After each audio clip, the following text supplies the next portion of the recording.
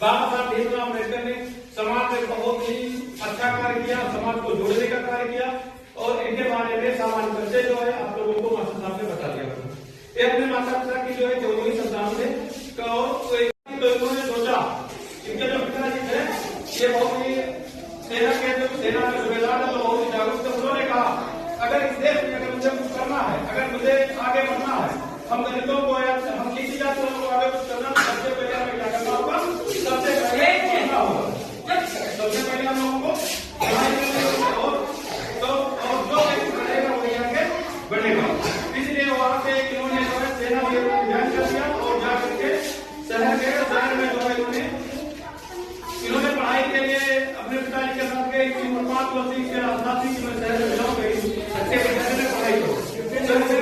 अपने पिताजी के साथ शहर में काफी इन्होंने खोजबीन की, बहुत सारे विद्यालय के, लेकिन कोई विद्यालय में नहीं मिला। जहाँ जाते थे वहां को जो है मना कर दिया जाता था, ये दलित है, अछूत है, इसको छूने से सारी योजनाएं खत्म हो जाएंगी। तो इस तरह का आंदोलन था।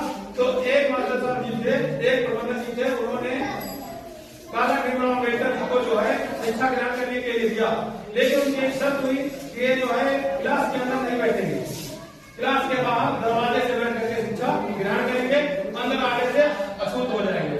ये बहुत ही प्रतिभावान थे, बहुत ही तेज थे। फिर आगे बढ़े तो एक दिन मास्टर साहब ने पूछा कि इस क्लास में एक सवाल पूछा गया, इसका जवाब कौन देगा? तो कोई सभी वर्ग के बच्चे थे, वहां से क्षत्रिय वैश्य जो भी थे, ब्राह्मण थे।